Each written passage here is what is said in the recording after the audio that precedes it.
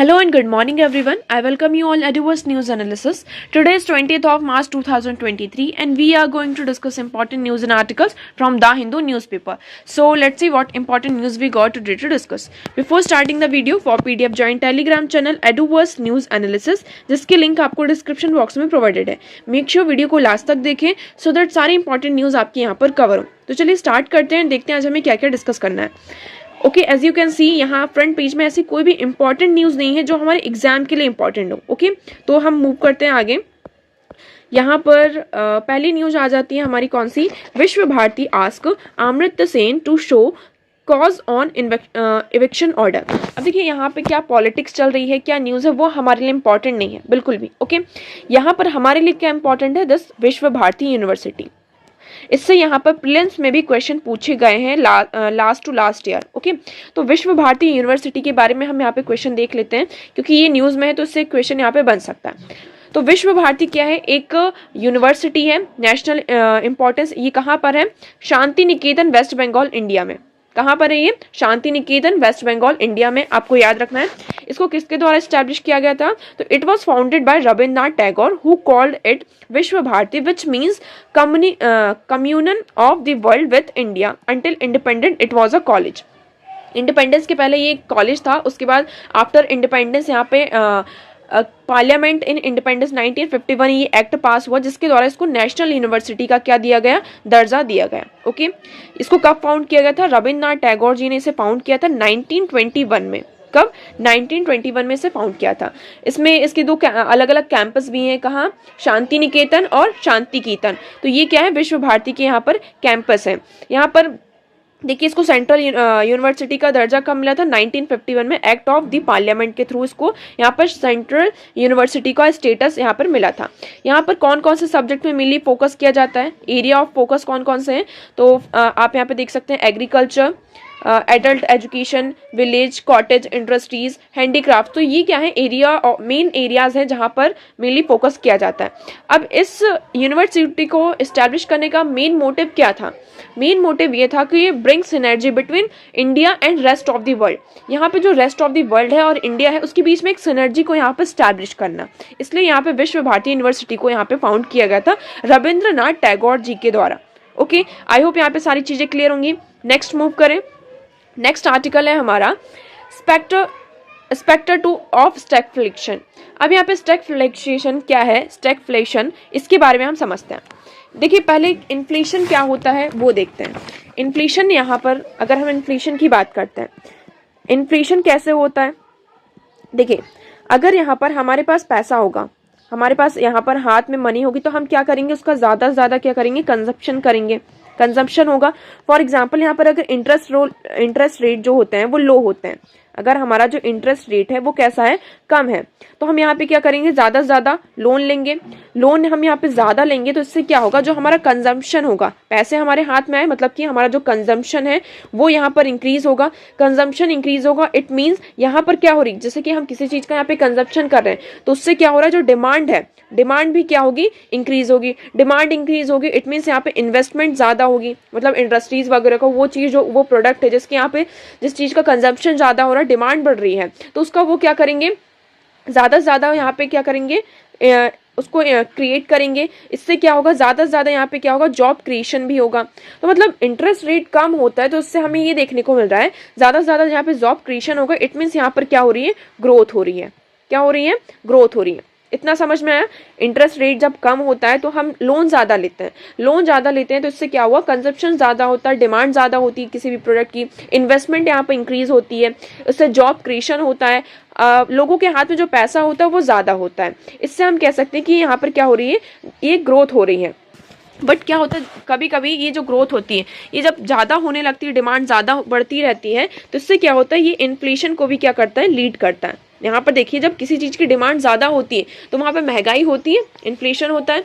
Okay, पहली चीज़ ये हो गई. अब इन्फ्लेशन को कंट्रोल कौन करता है, आप सभी को पता है. एक आइडियल इन्फ्लेशन यहाँ पे टारगेट रखा गया है कि यहाँ पे 2 और 6, 2, 4, 6 मतलब कि आपका जो इन्फ्लेशन रेट होना चाहिए 4 से ज़्यादा ना हो, मैक्स टू मैक्स वो 6 जा सकता है और 2 से यहाँ पर कम ना हो. ओके मतलब कि जो एक आइडियल सिचुएशन होती है वो 4% होती है कि आपका जो इन्फ्लेशन होना चाहिए 4% होना चाहिए। अगर मैक्सिमम वो जाए तो कितना होना चाहिए 6% तक और मिनिमम 2% तक। बट अगर क्या होता है जब यहाँ पर इन्फ्लेशन रेट हमारा 6% को क्रॉस कर जाता है तब सामने कौन आता है, यहाँ पर आरबीआई आती है। कौन आता है, आरबीआई आती है। यहाँ पे मॉनेटरी पॉलिसी कमीशन आते हैं और वो यहाँ पर क्या करते हैं, जो इंटरेस्ट रेट होते हैं रेपो रेट और रिवर्स रेपो रेट, वहां पर वो क्या करते हैं, जो इंटरेस्ट रेट होता है उसको इंक्रीज करते हैं। अब देखिए इन्फ्लेशन कैसे कंट्रोल होगा। इन्फ्लेशन को कंट्रोल करने के लिए आरबीआई क्या करती है, जो इंटरेस्ट रेट्स होते हैं उनको इंक्रीज कर देती है। रेट ऑफ इंटरेस्ट मतलब रेपो रेट और जो रिवर्स रेपो रेट होते हैं उनको इंक्रीज किया जाता है। इंक्रीज हो गया मतलब जब इंटरेस्ट रेट हाई हो गया तो हम यहाँ पर क्या करेंगे, लोन यहाँ पर कम लेंगे। लोन मतलब बैंकों से जो हम पैसा लेते हैं वो कम लेंगे। लोन अगर हम कम लेंगे तो उससे क्या होगा, जो कंजम्पशन होगा हमारा वो क्या होगा, कम हो जाएगा। कंजम्पशन कम होगा, लोगों के हाथ में जो मतलब जो मनी लिक्विडिटी है वो यहाँ पे मनी सप्लाई यहाँ पे उसको कम किया जाएगा, जिससे लोगों के हाथ में पैसा कम जाए, उससे कंजम्पशन कम हो। कंजम्पशन कम होगा तो इट मीन्स यहाँ पर क्या होगा, मेनली डिमांड कम होगी। डिमांड कम होगी तो उसकी यहाँ पे क्या होगी, जब किसी चीज़ की डिमांड कम होती है तो उसकी सप्लाई भी क्या हो जाती है, यहाँ पर कम हो जाती है। डिमांड एंड सप्लाई दोनों चीज़ यहाँ पे क्या हो गई, कम हो गई। इससे हमने क्या कर लिया, इन्फ्लेशन को मतलब कि जो हमारा मेन टारगेट जिस टारगेट इन्फ्लेशन मतलब 4% होना चाहिए, मतलब 6 टू कम होना चाहिए, तो वो उसको हमने यहाँ पे क्या कर लिया, अचीव कर लिया। ओके बट कभी कभी क्या होता है, कंटिन्यूसली क्या होता है कि हम यहाँ पे इंटरेस्ट रेट को कम करते जाते हैं, मतलब इंटरेस्ट रेट को यहाँ पे इंक्रीज करते जाते हैं। हमारा जो रेपो रेट है और रिवर्स रेपो रेट है उसको कंटिन्यूसली इंक्रीज करते जाते हैं, बट स्टिल जो हमारा इन्फ्लेशन है, इन्फ्लेशन वो कंट्रोल नहीं हो पाता। क्या यहाँ पर हम इंटरेस्ट रेट को कंटिन्यूसली क्या कर रहे हैं, कम बढ़ाते जा रहे हैं, ठीक है। बट जो हमारा इन्फ्लेशन है, जिसके लिए हम इन्फ्लेशन को कंट्रोल करने के लिए इंटरेस्ट रेट बढ़ा रहे हैं, बट जो हमारा इन्फ्लेशन है वो कंट्रोल नहीं हो रहा।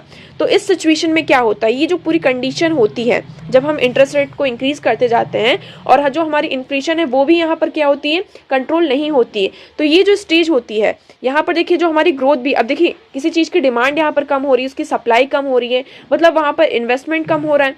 इन्वेस्टमेंट कम हो रहा है, इट मीन्स यहाँ पर जो हमारी ग्रोथ है वो भी क्या हो रही है, कम हो रही है। बट जो हमारा इन्फ्लेशन है वो कंट्रोल नहीं हो पा रहा है। तो ये जो कंडीशन होती है उसे हम कहते हैं स्टैगफ्लेशन।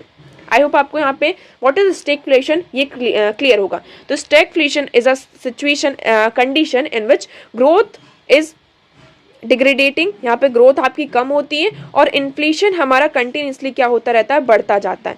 तो ये जो एक सिचुएशन होती है इसे हम कहते हैं स्टैगफ्लेशन। आई होप आपको यहाँ पे व्हाट इज स्टैगफ्लेशन ये क्लियर होगा। तो इसमें यही बताया जा रहा है कि इंडिया यहाँ पे किस सिचुएशन में जा रहा है, जो इंडिया की जो इन्फ्लेशन है, हायर क्रेडिट कॉस्ट में फर्दर डीपेंड कंजप्शन। अब यहाँ पे अगर हम क्रेडिट जो है हमारा इसको इंक्रीज करते हैं तो इससे हमारा कंजप्शन क्या होगा, बढ़ेगा। और जो हमारी मतलब कि ये बताई जा रही कि जो ग्लोबल फाइनेंशियल डेवलपमेंट की रिसेंट रिपोर्ट आई, इकोनॉमिक डेटा आया है, तो उसमें ये बताया जा रहा है कि यहाँ पे बहुत सारे, अगर हम पूरी इकोनॉमिक्स वर्ल्ड वाइड इकोनॉमिक्स को देख रहे हैं तो इंडिया का अगर हम डेटा गैदर करते हैं तो यहाँ पे मतलब कि अभी जो हमारा कोर है, कोर जो इन्फ्लेशन है वो कंटिन्यूसली क्या हो रहा है, इंक्रीज हो रहा है। हमारा इन्फ्लेशन अभी 6% से भी क्या है, ज्यादा है ना। हमें इसको क्या करना, इंक्रीज करना। तो आपने देखा होगा आरबीआई की जो मॉनेटरी कमिटी है उन्होंने यहाँ पे जो रेपो रेट है उसके यहाँ पे क्या किए हैं, जो रेट है उसको इंक्रीज किया है। हमने ये आर्टिकल यहाँ पे डिस्कस किया था कि आरबीआई क्या कर रहा है, अपना जो रेपो रेट है उसको यहाँ पर इंक्रीज कर रहा है। उससे क्या होगा, जो लोन है वो कम होगा और जो हम इन्फ्लेशन है उसको यहाँ पर कम कर पाएंगे। बट ऐसा कुछ भी नहीं हो रहा। और यहाँ पे रिपोर्ट ये सामने आ रही है कि कुछ दिनों बाद कहीं पर ऐसा ना हो कि इंडिया क्या है, स्टैगफ्लेशन में चला जाए, मतलब इन्फ्लेशन भी कंट्रोल ना हो और जो हमारी ग्रोथ है वो भी क्या हो जाए, यहाँ पे रुक जाए, उसमें कमी आ जाए। तो यहाँ पर मतलब ये रिपोर्ट आई है कि ऐसी सिचुएशन आ सकती है। इफ अ की staple of cereals and products saw inflation accelerate the 16.7% in February.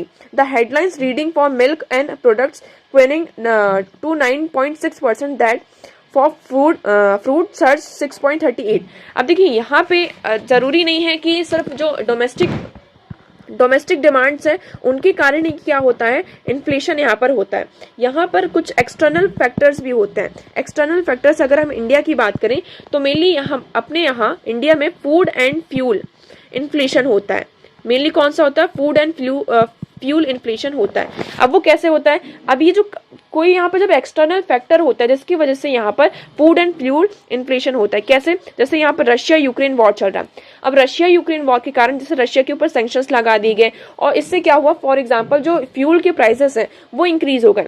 अब इंटरनेशनल मार्केट में ही क्या हो रहे हैं, जो फ्यूल के प्राइसेस है वो इंक्रीज हो रहे हैं। इंटरनेशनल मार्केट में ही क्या इन्फ्लेशन है, तो इंडिया में ऑफकोर्स यहाँ पर क्या होगा, इन्फ्लेशन होगा ही, इसमें हम इसको रोक नहीं सकते। अब यहाँ पे जो फूड है, कभी कभी क्या होते हैं कुछ एक्सटर्नल फैक्टर्स की अगर हम बात करें, क्लाइमेट चेंज के कारण फॉर एग्जांपल बारिश नहीं हुई तो यहाँ पर जो फूड इनसिक्योरिटी है वो हमको फेस करना पड़ता है। सप्लाई साइड में कभी कभी यहाँ पर क्या हो सकता है कि हमें कमी देखने को मिल जाती है। फॉर एग्जांपल किसी भी चीज़ की यहाँ पे इंडस्ट्री है वो यहाँ पे क्लोज हो गई, तो यहाँ पे कभी कभी सप्लाई साइड में जब कभी चेंजेस आते हैं तो उसके कारण भी हमें क्या देखने को मिलता है, उस चीज़ में पर्टिकुलर थिंग में क्या होती है, उसकी जो सप्लाई होती है वो कम हो जाती है, और जब सप्लाई कम होती है और डिमांड उसकी ज़्यादा है तो इन दैट केस यहाँ पर भी क्या होता है, इन्फ्लेशन इंक्रीज होता है। तो यहाँ पर किस तरीके से मतलब कि ये कहा जा रहा है कि सिर्फ आरबीआई ही नहीं, यहाँ पर गवर्नमेंट को भी क्या होना होगा, सामने आना होगा।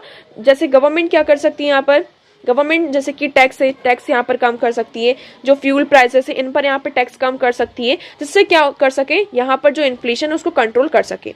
ओके, तो आई होप आपको यहाँ पे क्लियर होगा। तो इसमें मिली हमारा मेन पर्पस कहने का यही है कि सिर्फ आरबीआई ही नहीं, गवर्नमेंट को भी यहाँ पर सामने आना होगा, ताकि इंडिया क्या है, स्टैगफ्लेशन मतलब ये स्टैगफ्लेशन ये जो सिचुएशन है इसमें यहाँ पे इंडिया ना ट्रैप हो जाए।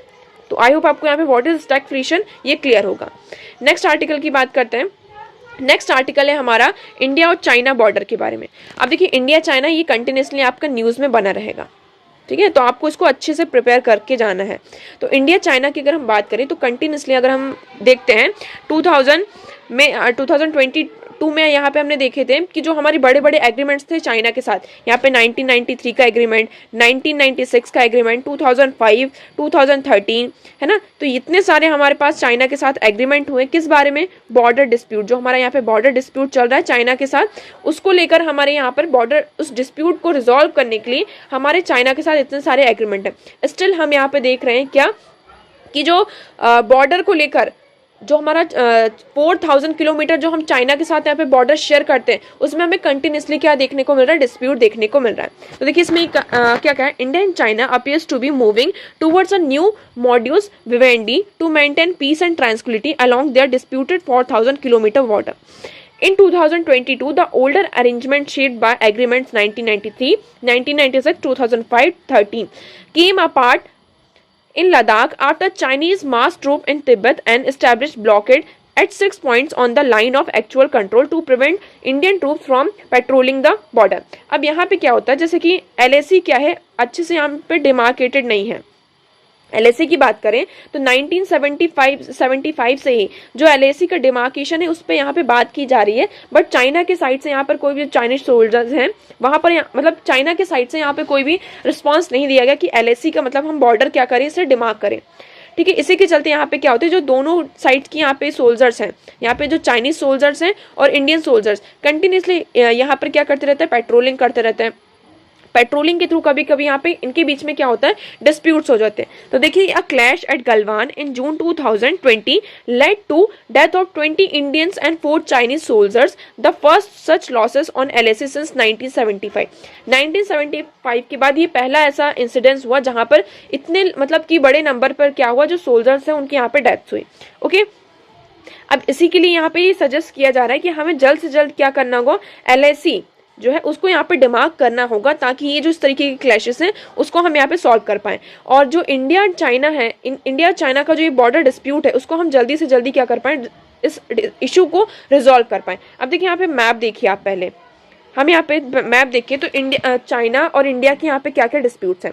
देखिए फर्स्ट यहाँ पे 3 चीजें आ जाती हैं आपका, एक वेस्टर्न सेक्टर आता है, यहाँ पे वेस्टर्न आप बॉर्डर से देखिए, ये हमारा ईस्ट साइड है और ये वेस्ट है, ओके, और ये सेंट्रल पार्ट है।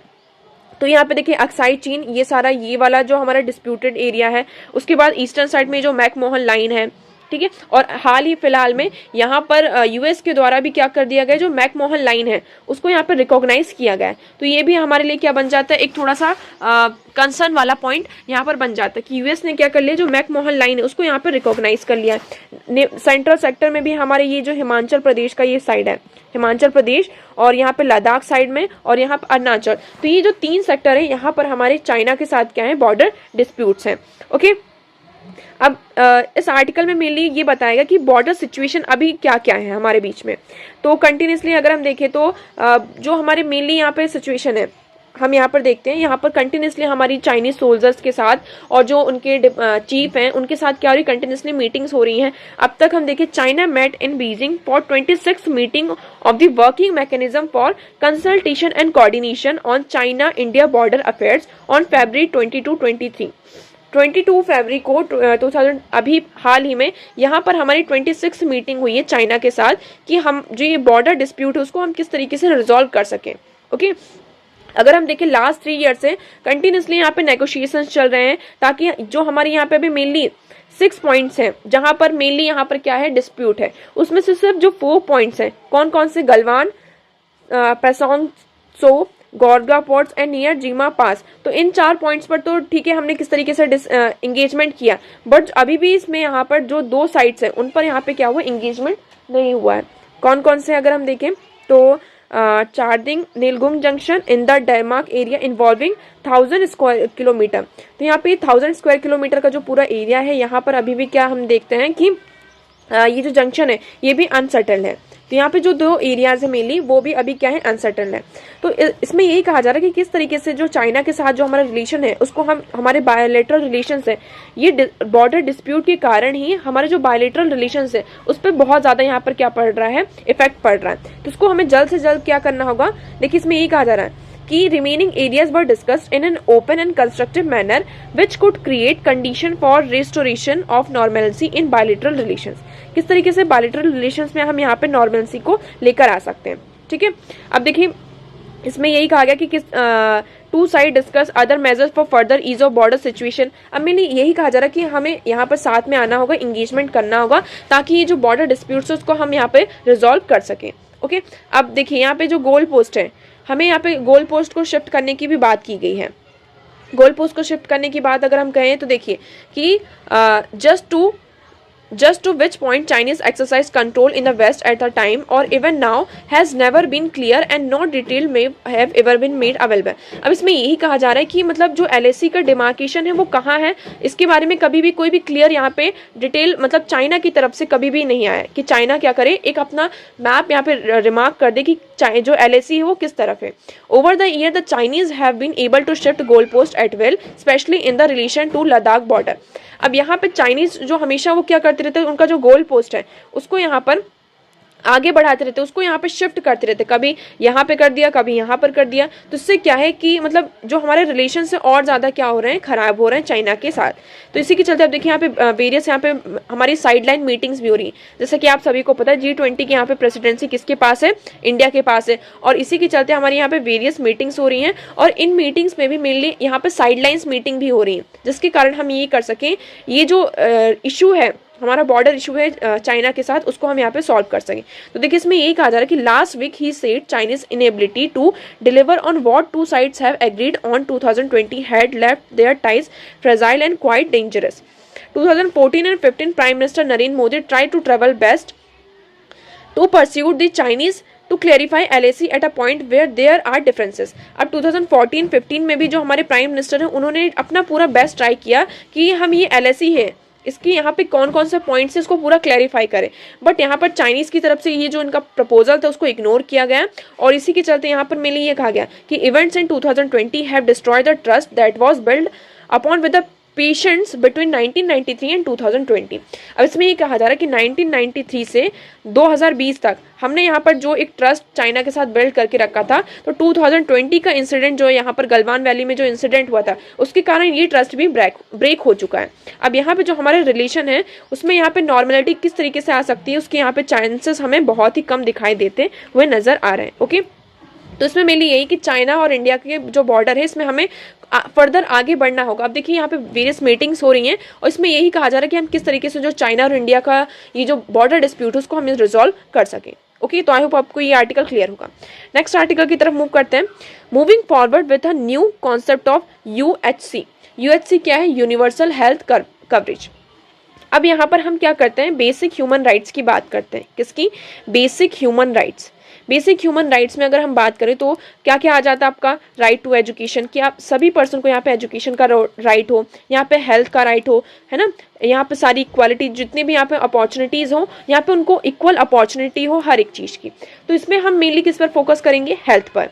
बेसिक ह्यूमन राइट्स में हम किसको यहाँ पर अभी ले रहे हैं? हेल्थ में।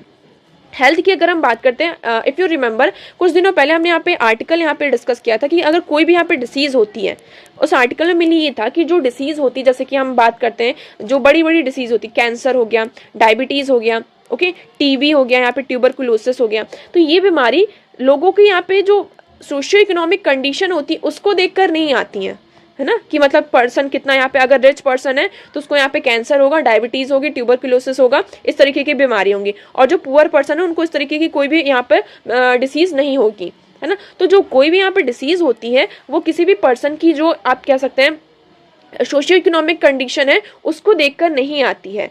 जो यहाँ पर बीमारी सोशियो इकोनॉमिक कंडीशन को देखकर नहीं आती। अब इसी के चलते यहाँ पर क्या हो जाता है, जो हम यूनिवर्सल हेल्थ कवरेज की बात कर रहे हैं, इस कवरेज में जो मिडिल क्लास पीपल हैं वो सबसे ज़्यादा क्या होते हैं? अफेक्ट होते हैं, और उनको यहाँ पे क्या करना पड़ता है? आउट ऑफ पॉकेट यहाँ पे एक्सपेंडिचर करना पड़ता है।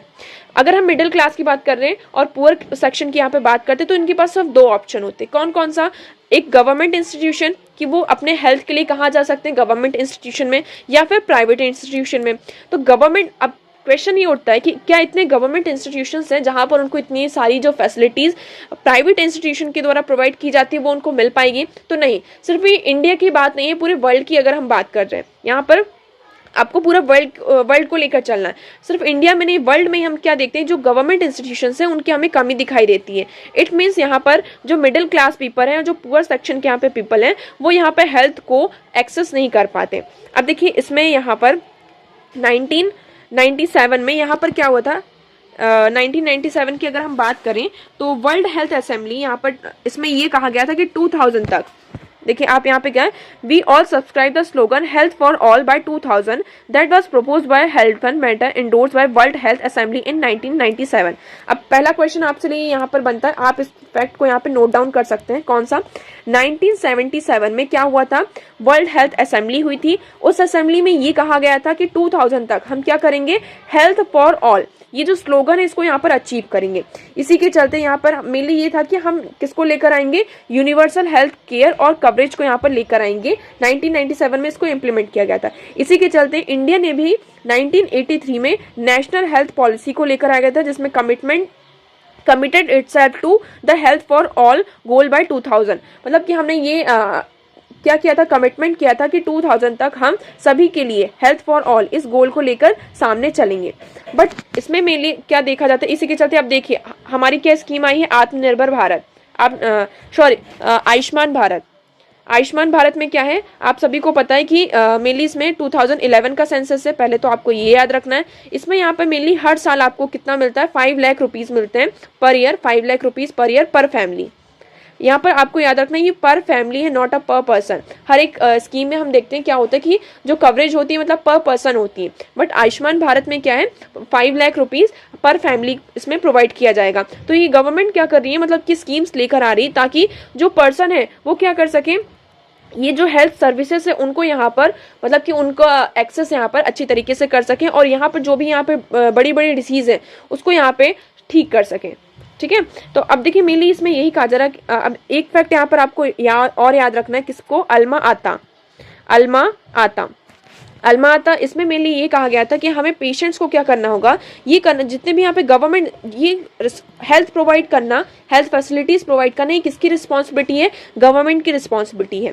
यहाँ पे गवर्नमेंट को इंश्योर करना होगा कि हर एक पर्सन को यहाँ पे क्या मिले, जो एक प्राइमरी हेल्थ केयर होती है एटलीस्ट वो तो उनको प्रोवाइड की ही जाए। अब देखिए यहाँ पे क्या है, फोकस किया गया किस पे? प्राइमरी केयर पर। तो इसमें क्या है, when and where then did partial coverage of the population and partial responsibility of ruling government and pay for health care come in. The International Conference on Primary Health Care at Alma Ata 1978. तो आपको इस conference का नाम याद रखना है। अल्मा आता में 1978 में ये कॉन्फ्रेंस हुई थी जिसमें प्राइमरी हेल्थ केयर के बारे में फोकस किया गया था। इसमें यहाँ पे मेनली 8 कंपोनेंट्स बताए गए थे जो कि हर एक सिटीजन के लिए मतलब मिनिमम केयर होनी चाहिए हर एक सिटीजन के लिए। अब देखिए, it mandate all health promotion activities. इसमें क्या हुआ था, जितनी भी हेल्थ एक्टिविटीज थी उसको प्रमोट किया गया था। And the prevention of diseases including vaccination and treatment of minor illness and accident to be free for all using government resources specially for the poor. इसमें ये कहा गया कि हम किस तरीके से जो डिसीजेस हैं उनका वैक्सीनेशन करेंगे, उनका ट्रीटमेंट, माइनर इलनेस और एक्सीडेंट्स होते हैं तो गवर्नमेंट रिसोर्सेज को वहाँ पे यूज़ करना होगा और ये जो सारी फैसिलिटीज़ उसको फ्री करना होगा, स्पेशली पुअर्स के लिए तो और भी ज़्यादा। क्यों? क्योंकि उनके पास इतना ज़्यादा पैसा नहीं होता है कि वो क्या कर सके, अपने पॉकेट से यहाँ पे एक्सपेंड कर सके इन देयर ट्रीटमेंट, है ना। हेल्थ में वो इतना ज़्यादा उनके पास पैसा नहीं होता कि वो क्या कर सके, ज़्यादा से ज़्यादा यहाँ पर जो पैसा है उसको यहाँ पे अपनी हेल्थ में वो कर सके। अब इसमें बहुत सारी कम्युनिकेबल डिसीज आ जाती हैं, chronic disease including mental health भी इसको इंक्लूड किया गया है। तो यहाँ पर इन सारी चीज़ों का कौन देखेगा, गवर्नमेंट देखे। गवर्नमेंट रिसोर्स यहाँ पर सामने आए जिसके कारण वो क्या कर सके, जो प्राइमरी हेल्थ केयर है इसको यहाँ पे एक्सक्लूड नहीं करना, इंक्लूड करना होगा। ओके, अब देखिए लुकिंग अहेड की बात की गई, इसमें अब क्या है, A sensible move, it was operationalized through the National Rural Health Mission in India from 2013। 2013 में इंडिया में क्या आया है, नेशनल रूरल हेल्थ मिशन, जिसमें क्या किया, मेनली हम क्या करेंगे कि जो रूरल हेल्थ में, अब देखिए अर्बन एरिया में फिर भी किसी तरीके से हम क्या कर सकते हैं, जो हेल्थ फैसिलिटीज़ उसको एक्सेस कर सकते हैं। बट अगर हम रूरल एरिया की बात करते हैं तो उसमें जो प्राइमरी, अगर हमें छोटी भी बीमारी होती है तो हमें उसके लिए शहर भागना पड़ता है। तो उसी के चलते यहाँ पे नेशनल रूरल हेल्थ मिशन आया है जिसमें रूरल पर्सन हर एक हेल्थ फैसिलिटीज़ को यहाँ पर एक्सेस कर पाए, उसी के चलते इसको यहाँ इस मिशन को लेकर आएगा। अब देखिए इसमें लास्ट में ये कहा गया है कि गवर्नमेंट के यहाँ पे सिर्फ हमें हेल्थ फैसिलिटीज़ के लिए यहाँ पे जो आयुष्मान भारत इस तरीके की स्कीम तो ठीक है, बट इसके चलते हमें अदर फैक्टर्स पर भी ध्यान रखना होगा, जैसे कि national health mission with concurrent intersectoral thrust on Poshan Abhiyan, national food security, Mahatma Gandhi national rural employment guarantee act, water sanitation, Sarva Shiksha Abhiyan etcetera is a better model to fully tax funded universal health care, but Ayushman Bharat Jan Arogya बीमा योजना damage the approach. अब देखिए इसमें ये कहा जा रहा है कि ठीक है हम आयुष्मान भारत को लेकर आए, बहुत अच्छी ये स्कीम है, नो डाउट, मतलब कि सीरियसली आपको उसको पढ़ने लायक ये स्कीम अच्छी है।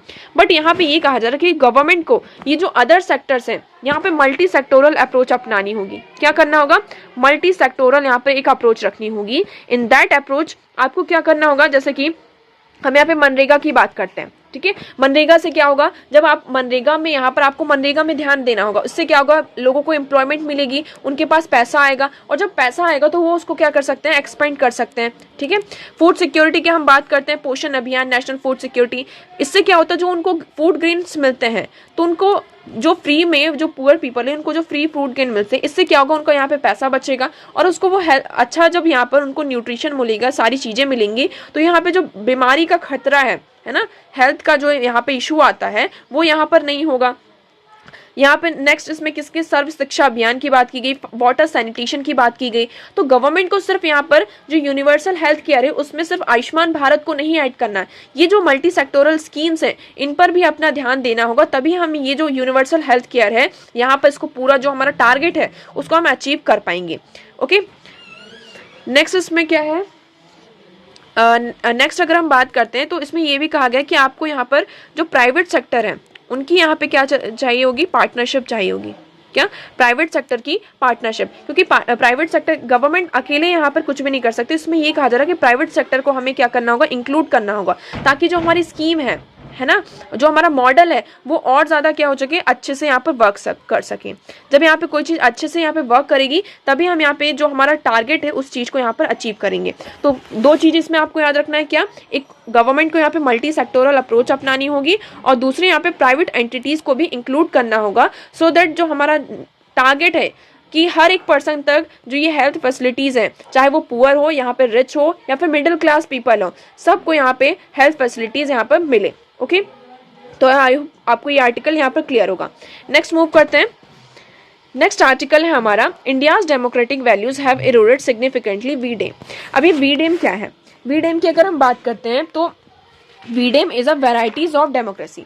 अब इसमें ये बताया गया, एक रिपोर्ट आई है, ये जो रिपोर्ट है मतलब ये कहाँ की रिपोर्ट है? स्वीडन की रिपोर्ट है, वेस्ट की रिपोर्ट है। इसमें ये क्या करते हैं, जितने भी यहाँ पे डेमोक्रेटिक कंट्रीज हैं उनका पूरा एक डेटा प्रिपेयर करती है। डेटा मतलब ये बताती है कि उस कंट्री की डेमोक्रेसी कैसी है, और उसको यहाँ पे आप ऐसे कह सकते हैं रैंकिंग प्रोवाइड की जाती है। तो इन सारी चीज़ों में बहुत सारी चीज़ें देखी जाती हैं, जैसे कि वहाँ पे इंटरनेट कितना चलता है ना, इंटरनेट फैसिलिटीज़ कितने दिनों तक मतलब इंटरनेट यहाँ पे शट डाउन रहा। दूसरे यहाँ पे कोई भी फेक न्यूज़ आती तो गवर्नमेंट उसको किस तरीके से डील करती है, टैकल करती है। गवर्नमेंट न्यूज़ फेक न्यूज़ के लिए वहाँ पे क्या क्या लॉज हैं। थर्ड यहाँ पे इंटरनेट फिल्ट्रेशन, मतलब कि किस चीज़ को यहाँ पे लोगों को दिखाना है, कौन सी चीज़ों को नहीं दिखाना है, तो इंटरनेट फिल्ट्रेशन हुआ। मीडिया बिजनेस की बात की जाती है कि मीडिया मतलब मीडिया बाइसनेस, मतलब मीडिया वहाँ का गवर्नमेंट को लेकर या फिर किसी भी चीज़ को लेकर कितना ज़्यादा बाइस है, कितना अनबाइस्ड है। यहाँ पे जर्नलिस्ट के साथ कैसा यहाँ पे ट्रीटमेंट होता है। तो ये सारे जो फैक्टर्स होते हैं उनको देखते हुए यहाँ पर जो वीडेम है, वेराइटीज ऑफ डेमोक्रेसीज, यहाँ पर क्या किया जाता है, जो डेमोक्रेटिक कंट्रीज हैं उनको यहाँ पर रैंकिंग प्रोवाइड की जाती है। अब इस रैंकिंग की अगर हम बात करते हैं तो देखिए इससे क्या होता है, रैंकिंग अगर हर यहाँ पे दो चीज़ें आ जाती हैं क्या, एक डेमोक्रेटिक कंट्रीज और दूसरा यहाँ पे देखते हैं हम सोशलिस्ट और जो एक्सट्रीमिस्ट हैं उनकी यहाँ पर। अब जो डेमोक्रेटिक कंट्रीज है वो क्या चाहती हैं कि जितना पूरा जो वर्ल्ड है वहाँ पर डेमोक्रेसी आ जाए, और इसके लिए वो क्या कहती हैं कि हम यहाँ पे इन्वेस्टमेंट करने के लिए भी तैयार हैं। अगर आप डेमोक्रेसी को यहाँ पे अडॉप्ट करते हैं तो यहाँ पर हम क्या करेंगे, इन्वेस्टमेंट करेंगे। इन्वेस्टमेंट इन द सेंस आप कह सकते हैं कि डेमोक्रेसी को मतलब कि प्रमोट करने के लिए वो इन्वेस्टमेंट करने के लिए प्रिपेयर है। बट अगर हमारी रैंकिंग यहाँ पर खराब होती है तो इससे क्या होता है, जो पूरा असर होता है ये इन्वेस्टमेंट पर होता है। मतलब कि वहाँ पर फिर जो कंट्रीज होती हैं जो इन्वेस्टमेंट करने जाती हैं तो वो इन्वेस्टमेंट नहीं करती हैं। अब देखिए यहाँ पे कुछ डेमोक्रेटिक बताई गई कि कितने टाइप की यहाँ पे डेमोक्रेसी होती है। देखिए तो आप यहाँ पे ये चार्ट देख सकते हैं। तो देखिए पहली डेमोक्रेसी क्या है, डेलिब्रेटिव डेमोक्रेसी। डेलिब्रेटिव डेमोक्रेसी क्या है, मतलब कि वो डेमोक्रेसी जहां पर पब्लिक पार्टिसिपेशन ज्यादा होता है थ्रू इमोशंस एंड कंसर्न्स। तो देखिए index measures whether political decisions are made through public reasoning, emotions and appeals and coercion. तो डेलिब्रेटिव डेमोक्रेसी क्या होती है, जहां पर लोग अपनी रीजनिंग इमोशंस के थ्रू यहाँ पर क्या करते हैं, डिसीजंस लेते हैं, उसे हम डेलिब्रेटिव डेमोक्रेसी कहते हैं। इगैलिटेरियन डेमोक्रेसी की बात करें तो इगैलिटेरियन डेमोक्रेसी में क्या होता है, equal access to right and liberties, मतलब लोगों को कितना यहाँ पर राइट मिल रहा है, कितनी लिबर्टीज प्रोवाइड की जा रही है, वो इगैलिटेरियन डेमोक्रेसी होती है। नेक्स्ट अगर हम बात करें electoral democracy, what is electoral democracy, यहाँ पर आपके यहाँ इलेक्शन में कितना ज्यादा फ्रॉड होता है, यहाँ पे इलेक्शन कितना ज्यादा क्लीननेस है, fair and free and fair election की हम बात करते हैं तो किसी भी कंट्री में कितना फ्री एंड फेयर इलेक्शन होता है तो उसे हम कहते हैं इलेक्टोरल डेमोक्रेसी। नेक्स्ट अगर हम बात करें लिबरल डेमोक्रेसी, लिबरल डेमोक्रेसी में जो माइनॉरिटीज सेक्शन है, जो इंडिविजुअल्स हैं, यहाँ पे जो मार्जिनलाइज सेक्शन है, उनको यहाँ पे उनके जो राइट्स हैं वो किस तरीके से प्रोवाइड किए जाते हैं, तो वो होता है हमारा क्या, minorities liberal democracy. Participatory democracy की बात करें तो यहाँ पे जो सिटीजन्स है वो कितना एक्टिवली किसी भी पॉलिटिकल स्फीयर में और इलेक्टोरल स्फीयर में यहाँ पे अपना एंगेजमेंट शो करते हैं तो उसे हम कहते हैं क्या, पार्टिसिपेटरी डेमोक्रेसी। तो ये जो सारी चीजें हैं ये क्या है, यहाँ पे इन बेसिस पे किया जाता है, कंट्रीज को यहाँ पर क्या की जाती है, रैंकिंग प्रोवाइड की जाती है कि उनका डेमोक्रेसी में मतलब कि कितनी रैंकिंग है। ठीक है, तो ये सेंस अगर हम देखें यहाँ पे, अगर इस रिपोर्ट में ये भी बताया गया है कि 2014 से यहाँ पर जो इंडिया का चार्ट में जो वैल्यू हो वो क्या हुई है, डिक्लाइन हुई है। और एक कंडीशन और आई थी कब, 1975, जब यहाँ पर अपने यहाँ इमरजेंसी लगी थी, इंडिया में जब इमरजेंसी थी, जब इंदिरा गांधी की यहाँ पर गवर्नमेंट थी, तो उस टाइम पे भी ये कहा था कि जो इंडिया की डेमोक्रेटिक वैल्यू में यहाँ पर रैंकिंग है, कंट्रीज में रैंकिंग है, वो क्या हुई थी, यहाँ पर डाउन हुई थी। ओके, तो देखिए अभी ये रिपोर्ट का हमारे मतलब कि ये देखिए जो ये रिपोर्ट्स हैं वेस्ट रिपोर्ट्स हैं। अब ये जो वेस्टर्न जितनी भी रिपोर्ट्स हैं ये आपका यहाँ पे क्वेश्चन नहीं बढ़ सकता कि हमारे लिए कैसे इंपॉर्टेंट हो सकती हैं, इंपॉर्टेंट ये कैसे हो सकती हैं, आपसे यहाँ पे आप क्वेश्चन ही किया जाता है। तो इससे क्या होता है, जो ओवरऑल इन्वेस्टमेंट का इफेक्ट होता है वो हमारी कंट्रीज पे पड़ता है। वर्ल्ड लेवल पर हम देखें, वर्ल्ड में इंटरनेशनल स्फीयर में जो एक वैल्यू होती है, जो हमारी सॉफ्ट पावर है हमारी, वो यहाँ पे क्या होती है, डिग्रेडेड होती है। इसलिए ये रिपोर्ट्स में रैंकिंग हमारी यहाँ पर आप कह सकते हैं कि हाँ इसकी यहाँ पर क्या होती है, इंपॉर्टेंस होती है। ओके, तो आई होप आपको यहाँ पे ये आर्टिकल क्लियर होगा। नेक्स्ट आर्टिकल की तरफ मूव करते हैं। नेक्स्ट आर्टिकल है what is late life depression and how can you navigate it. इसमें ये कहा जा रहा है डिप्रेशन के बारे में बताया गया। कौन सा depression? Late life depression. Late life depression मतलब कि जो हमारे यहाँ पे ओल्ड पीपल होते हैं, जो हमारे बूढ़े बुजुर्ग होते हैं, वहाँ पर लेट लाइफ डिप्रेशन क्या होता है? देखिए ये जो हमारे बूढ़े लोग होते हैं, जो बूढ़े बुजुर्ग हो जाते हैं, तो उनमें क्या होता है, बुढ़ापे के टाइम पे एक डिप्रेशन होता है, उसे हम कहते हैं क्या? Late life depression. अब यहाँ पे 3 फैक्टर्स हैं जिसके थ्रू क्या होता है, लेट लाइफ डिप्रेशन का जो रिस्क होता है उसको हम यहाँ पर कैटेगराइज करते हैं। कौन कौन सा? एक बायोलॉजिकल फैक्टर, दूसरा साइकोलॉजिकल एंड तीसरा सोशल। अब बायोलॉजिकल फैक्टर क्या होते हैं? जैसे कि हमारी बॉडी में जो ब्लड है, बॉडी फ्यूल्स हैं और अदर टिश्यूज हैं, ठीक है, तो इनमें जब बायोलॉजिकल मॉलिक्यूल्स जो हैं हमारे, ये क्या करते हैं, इनके थ्रू हम यहाँ पे क्या करते हैं, आइडेंटिफाई करते हैं किसको, जो डिप्रेशन में यहाँ रिस्क होता है उसको यहाँ पे आइडेंटिफाई किया जाता है। तो देखिए, scientist are at to identify a candidate biomarker, a biological molecule in blood fluid on other tissues that is sign of a disease process for LLD. On other hand, studies have found some evidences of genetic contribution of LLD. यहाँ पर LLD में हमें ये देखा गया है, जो late life depression होता है, फॉर एग्जांपल अगर आपके किसी फैमिली में या किसी को भी यहाँ पे लेट लाइफ डिप्रेशन के यहाँ पे प्रॉब्लम है, तो आपको ये भी देखने को मिलता है कि इन फ्यूचर जनरेशन वो आपको जेनेटिकली क्या होता है, कॉन्ट्रीब्यूट होता है। तो पहला तो ये बायोलॉजिकल फैक्टर ये आ गया। ओके, अब इसमें यहाँ पर आप कह सकते हैं हॉर्मोन्स भी होते हैं जो कि स्ट्रेस के लिए यहाँ पे रिस्पॉन्स होते हैं। यहाँ पे कॉर्टिसोल ये हार्मोन होता है, ये सीक्रेट होता है जिसके थ्रू क्या होता है, जो ब्रेन में स्ट्रेस होता है ना, जो हमें कभी कभी स्ट्रेस होता है, तो किसके थ्रू होता है, ये कॉर्टिसोल हार्मोन्स के थ्रू होता है। कभी कभी इससे क्या होता है, जो हमारी ब्रेन सेल्स होती हैं वो लॉस हो जाती हैं और हम हिप्पोकैम्पस, हमारा जो हिप्पोकैम्पस होता है उसके कारण वहाँ पे जो ये ब्रेन सेल्स होती हैं वो लॉस हो जाती हैं और हम बहुत ज़्यादा यहाँ पे स्ट्रेस में चले जाते हैं। नेक्स्ट अगर इसमें आता है, हम साइकोलॉजिकल रिस्क की फैक्टर की बात करते हैं। साइकोलॉजिकल रिस्क फैक्टर मतलब जो हमारे ओल्डर एडल्ट्स होते हैं उनमें हमें सिम्टम्स किस तरीके देखने को मिलते हैं। आपने देखा होगा कभी कभी जो ओल्डर पीपल होते हैं, जो हमारे दादा दादी है कुछ भी, वो किसी भी चीज़ को लेकर बहुत ज़्यादा ट्रिगर हो जाते हैं। हमने अगर उन्हें छोटी सी बात बोली तो बहुत जल्दी गुस्सा हो जाते हैं और नेगेटिव इमोशंस आने लगते हैं, वो मतलब रोने, जैसे बच्चे थोड़ा बिहेव नहीं करते हैं कि वो बच्चों, हम कहते हैं ना कि ये बूढ़े हो गए बट अभी भी कैसे बिहेव कर रहे हैं, बच्चों की तरह कर रहे हैं। तो यहाँ पर आपको यहाँ पे इंश्योर करना होगा, वो ये कंडीशन होती है, क्या होती है, लेट लाइफ यहाँ पे डिप्रेशन होता है। आप ऐसा कह सकते हैं कि हाँ, उस कंडीशन में क्या होती है, जो मतलब कि एक्सपीरियंसेस होते हैं पर्सनल के, वो चेंज होने लगते हैं। यहाँ पे एंगर, छोटी छोटी बात वो इरिटेट होने लगते हैं, इमोशनल इंस्टेबिलिटी आती है, आपने कुछ भी कह दिया तो वो वहाँ पे नाराज हो जाते हैं और इवन रोने तक लगते हैं, just like a child. Okay, तो यहाँ पे ये साइकोलॉजिकल रिस्क फैक्टर भी यहाँ पे हमें देखने को मिलते हैं। सोशल रिस्क फैक्टर की अगर हम बात करें तो सोशल रिस्क फैक्टर में मतलब कि यहाँ पे कंडीशन देखी जाती है कि हमारे किसी भी पर्सन के साथ किस तरीके के रिलेशन है। फॉर एग्जांपल यहाँ पर जो हमारे दादा दादी हैं उनके यहाँ पर रिलेशन किसी भी पर्सन के साथ अच्छे नहीं है, या फिर उनकी जो इकोनॉमिक कंडीशन है, सोशल इकोनॉमिक कंडीशन है, जो स्टेटस है, तो उसको लेकर वो क्या होते हैं लाइफ में, मतलब पूरे साल पहले तो वो डिप्रेस रहे ही, उसके बाद यहाँ पे जब वो अपनी ओल्ड एज में आ जाते हैं तब भी वो क्या रहते हैं, डिप्रेस रहते हैं कि मतलब हमारी फैमिली कैसे चलेगी, हमारे जो बच्चे हैं वो फर्दर आगे कैसे काम करेंगे, हमारे जाने के बाद क्या होगा। तो ये सारे क्या हो जाते हैं, एक सोशल फैक्टर आ जाते हैं, मतलब कि सोशल इकोनॉमिक स्टेटस के साथ ही हमारा क्या जाता है, ये जो सोशल रिस्क का फैक्टर है वो हमें इस तरीके के सिम्टम्स यहाँ पे दिखाई देते हैं। अब इसमें ये कहा जा रहा है कि इन सिम्टम्स को हम किस तरीके से यहाँ पे कंडक्ट कर सकते हैं, जो डिप्रेशन है ये, इसको हम किस तरीके से इवेल्युएट कर सकते हैं।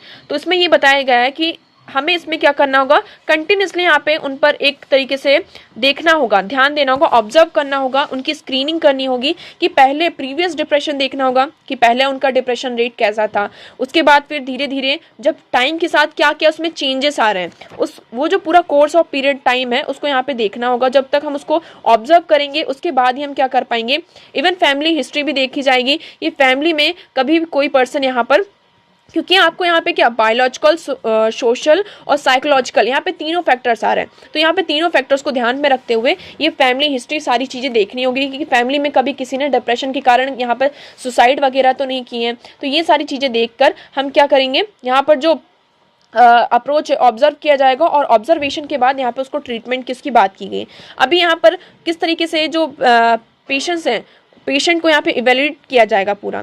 अब देखिए लेट लाइफ डिप्रेशन में यहाँ पे इसको किस तरीके से ट्रीट कर सकते हैं, तो इसमें मेनली यहाँ पे क्या बताया गया है कि ग्रेगेटिव डिप्रेशन, मतलब लोगों से हमें क्या करनी होगी, जो डिप्रेशन में है उनसे हमें ज़्यादा से ज़्यादा क्या करनी होगी, बात करनी होगी। एक यहाँ पर आई कॉग्निटिव बिहेवियर थेरेपी। इस थेरेपी के थ्रू हम क्या करेंगे, उसका पर्सन का जो पैटर्न ऑफ बिहेवियर उसको यहाँ पे ऑब्जर्व किया जाएगा, उनको यहाँ पे उनसे ज़्यादा से ज़्यादा क्या किया जाएगी, बात की जाएगी, ताकि वो उन जो डिप्रेशन का जो मेन रीज़न है उसको यहाँ पे फाइंड आउट करने की कोशिश की जाएगी और उसको किस तरीके से कोप अप कर सकते हैं और उनको किस तरीके से बेटर फील करवा सकते हैं। तो इन सारी चीज़ों के थ्रू, मतलब ये कॉग्निटिव बिहेवियर थेरेपी है, इसके थ्रू हम इसको क्या करेंगे, आइडेंटिफाई करेंगे, ताकि वो क्या कर सकें, अपनी वो अच्छा फील कर सकें और जो भी यहाँ पे डिप्रेशन है उसको यहाँ पे कोप अप कर सकें। ओके, अब देखिए इसमें नेक्स्ट यहाँ पे फैमिली मेंबर्स की भी हमें हेल्प की ज़रूरत होगी। किस तरीके से, क्योंकि फैमिली क्या है, एक फाइनल कंपोनेंट होते हैं किसी भी थेरेपी के लिए, स्पेशली जो ये डिप्रेशन वाली जो प्रॉब्लम है ना, वो उसमें वो किस तरीके से फंक्शन कर सकते हैं, हेल्प कर सकते हैं, फैमिली किस तरीके से कंट्रीब्यूट कर सकती है। फैमिली ये बता सकती है कि जो एल्डरली पीपल है उनमें किस तरीके से यहाँ पे चेंजेस देखने को मिल रहा है। फॉर एग्जाम्पल पहले वो बहुत ज़्यादा बात करते थे, अब वो बात नहीं करते। उनका ईटिंग डिसऑर्डर कैसा है, ईटिंग में यहाँ पे कोई डिसऑर्डर आ रहा है, ठीक है, मतलब किसी भी सोशल एक्टिविटीज से वो किस तरीके से विड्रॉ कर रहे हैं। तो ये सारी चीज़ें हमें देखनी होगी और फैमिली क्या कर सकती है, यहाँ पर डॉक्टर को इन्फॉर्म कर सकती है ताकि उसको हम ज़्यादा से ज़्यादा क्या कर सकें, सॉल्व कर सकें।